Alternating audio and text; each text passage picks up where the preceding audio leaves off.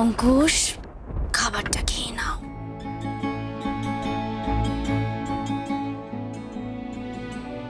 আমার একটু অস্বস্তি হচ্ছে, মানে আমার খাবার খেতে ভালো লাগছে না, আমার খিদে নেই। আচ্ছা ঠিক আছে, আমি তোমাকে খাইয়ে দিই। খিদে নেই মানেটা কি বলো? কতক্ষণ ধরে না খেয়ে আছো বলো তো? না না, শোনো না, বলছি ভালো লাগছে না। দেখো অঙ্কুশ, একটা কথা বলি, টেনশনের কিন্তু কোনো কারণ নেই। আচ্ছা তুমি কি আমাকেও ভরসা করো না? তোমাকে আমি ভরসা করবো না, এটা কোনো কথা হলো? দেখো, আমি নিজেকে নিয়ে কোনোদিনই টেনশন করিনি, আমার নিজেকে নিয়ে কোনো টেনশন। যদি জেলে যেতে হয় জেলে যাবো, I am ready for that. জেলে কেন যাবে তুমি? জেলে যাওয়ার কোনো কারণ নেই তোমার। না দেখো, জেলে যদি যেতেও হয় আমি সেটার জন্য মেন্টালি প্রিপেয়ার্ড। তৈরি তো তুমি থাকবেই। আমার সব থেকে খারাপ লাগার জায়গা কোনটা জানো? আজ শুধুমাত্র আমার জন্য তোমাকে। তোমার জন্য কখনো হতে পারে না কি? তোমার জন্য না, মানে আমার ভাগ্যেই আছে বোধহয় সারা জীবন ধরে শুধু চেজিং আর চেজিং। এই অঙ্কুশ, আর আমার এই অঙ্কুশ, বলো। আমরা কত প্ল্যান করেছিলাম বলো তো? দেখো, আমায় কিন্তু বলতে পারবে না, কিন্তু আগেই বলেছিলাম তুমি কি এমন আগে একটা লোককে বলেছিলে? বিয়ে হ্যাঁ, করলে। কি দেখো, বলেছিলে তুমি?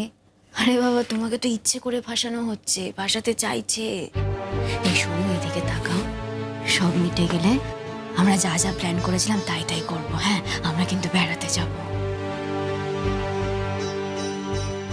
এই তুমি সারাদিন ধরে এই মোটা মোটা কি বই, সব লয়ের বই পড়ো তাই না? দেখো, বিষয়টা আমার একটু হলেও তো নতুন, তাই নিজেকে তৈরি করছি। আদালতে দাঁড়িয়ে যদি আমি ইমোশনালি কথা বলি তাহলে তো আর চলবে না। কেউ যদি আমাকে কাউন্টার করে, যাতে যুক্তিযুক্তভাবে কোনো কথা বলতে পারি, সেটাই চেষ্টা করছি আর কি।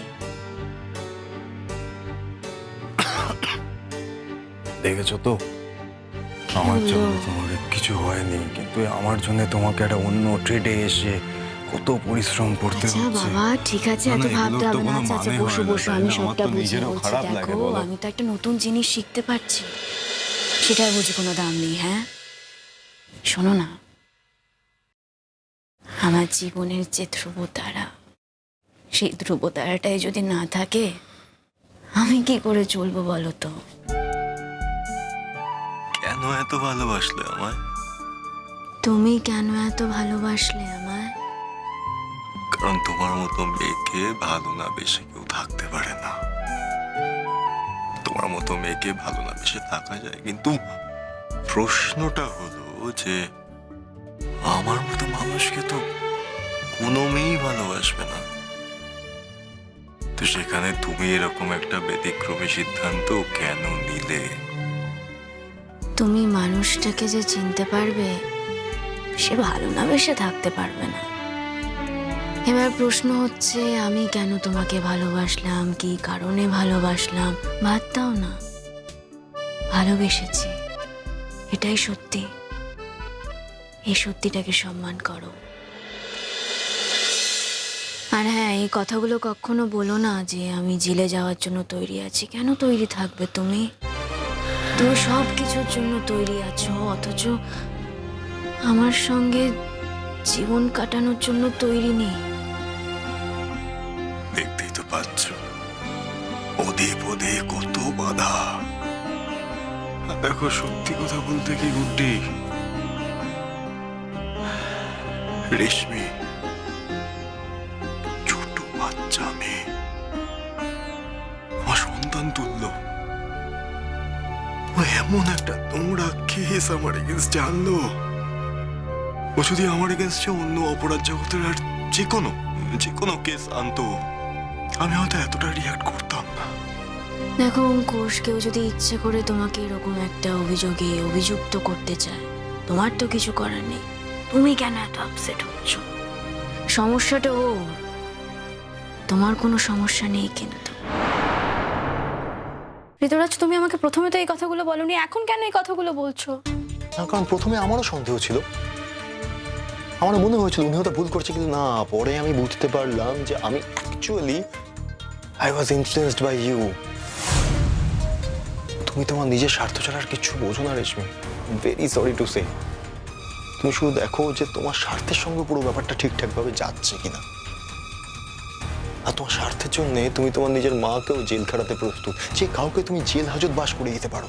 আরে অ্যাটলিস্ট তোমার মা এমন একজন কাউকে বিয়ে করেছে রেশমি, যার উপর উনি ভরসা করতে পারেন, কারণ উনি বুঝে গিয়েছেন যে তোমার উপরে ভরসাটা করা যায় না। আর উনি যে ঠিক ভেবেছেন এটা তো আমি এখন বুঝতে পারছি, যে তোমার উপর সত্যি ভরসাটা করা যায় না, কারণ তুমি তোমার নিজের স্বার্থের ব্যাপারে খুবই ফোকাসড। তুমি খালি সবসময় এটাই চিন্তা করো যে তোমার স্বার্থের সঙ্গে কোনটা মিলছে আর কোনটা মিলছে না। আর তোমার মা এটাও খুব ভালো করে জানে যে তোমার মায়ের সঙ্গে তোমার না মেলে তুমি তোমার মায়ের সঙ্গে থাকবে না। তুমি আমাকে স্বার্থপর বলতে চাইছো? হ্যাঁ, তুমি তো এটাই বলতে চাইছো যে আমি স্বার্থপর, আমি আমার মাকে নিয়ে একদম ভাবি না। আমি সব কিছু বুঝি না, আমি যেটা বুঝতে পারছি সেটা হচ্ছে তুমি তোমার মায়ের জন্য সাপোর্টিং নাও। আমি সাপোর্টিং নই? Wow, great!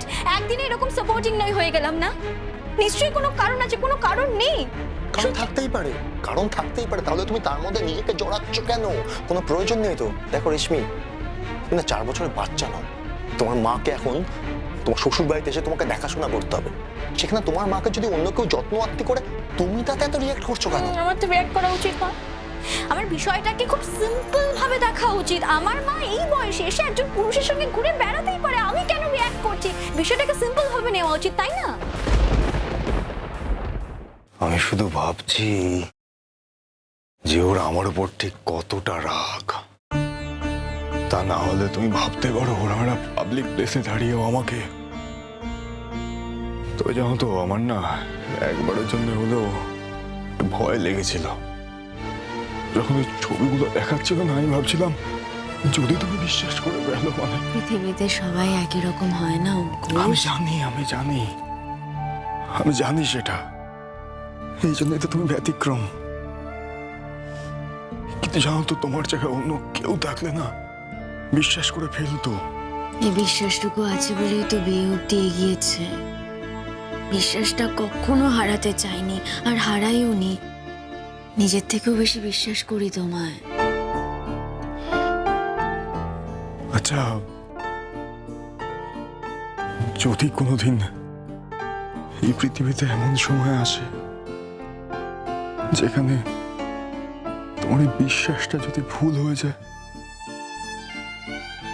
যদি এটা প্রমাণিত হয়ে যায় আমি একজন খারাপ লোক, তাহলে এই অবান্তর কথাগুলো বলো না, হ্যাঁ?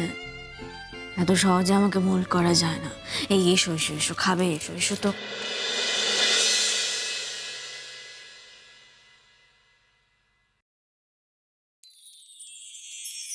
খাওনি না? আপনি না খেলে কি করে খায়? কোনো মানে হয় বলো তো এগুলোর?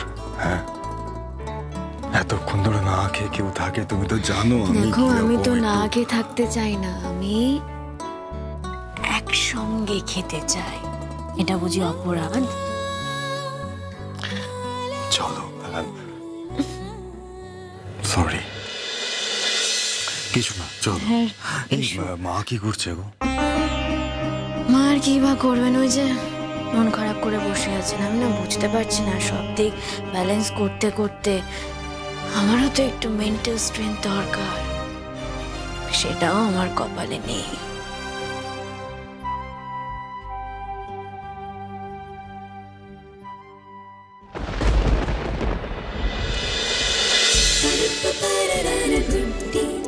Good day.